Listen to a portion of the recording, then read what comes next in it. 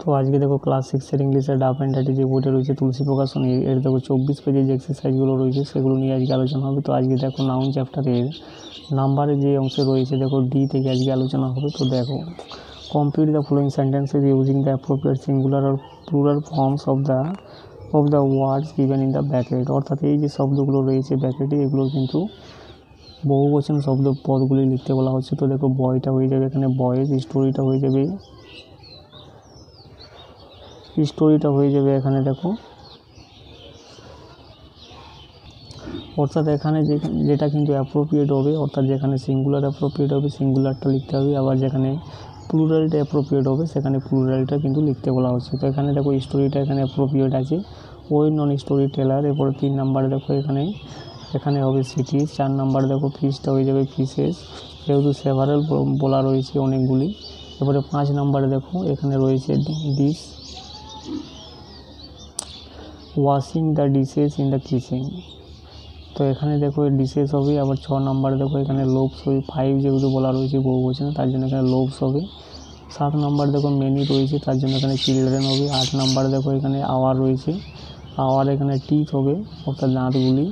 এরপরে 9 নাম্বারে দেখো এখানে রয়েছে আর যেহেতু রয়েছে ভার্বটা তার জন্য এখানে 6 হবে। এবং 10 নাম্বারে দেখো এখানে রয়েছে এ পেয়ার অফ যেহেতু বলা রয়েছে তার জন্য হবে এখানে ট্রাউজার্স।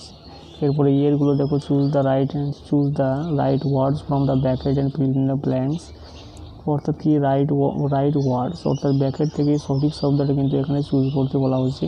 তো 1 নাম্বারে কী হবে দেখো দে আর 12 যেহেতু বলা রয়েছে তাহলে এখানে বহুবচন হবে, তার জন্য এখানে এক্স বসবে। আবার এখানে মেনি দেওয়া রয়েছে তাহলে এখানে কী হবে প্রাইস হেয়ার। এখানে দেখো অনলি ফর ম্যান, তো এখানে কিন্তু এমই হবে। এবং 4 নাম্বার দেখো এখানে রয়েছে দা, এখানে কিন্তু কী হবে দেখো এখানে কিন্তু দ্য নাইফস। এখানে যেহেতু দা রয়েছে আর্টিকেল তার জন্য এখানে কিন্তু নাইফসই হবে। এবং 5 নাম্বারে দেখুন এইটাই হবে, কিন্তু এখানে যেহেতু ইয়েস যুক্ত করা আছে। এরপরে দেখো 5 নাম্বার দেখো we always year potatoes, have যেহেতু রয়েছে দেখো পটেটোজ ফর ডিনার, এখানে পটেটোজ বসবে। এবং 6 নাম্বার দেখো এখানে ফিশেস হবে, লট অফ ফিশেস। 7 নাম্বার দেখো অ্যাফ্রেড অফ মাইস, এখানে কিন্তু মাইস হবে ইঁদুরগুলি। এবং 8 নাম্বার দেখো it is normal to have 28 teeth হবে এখানে।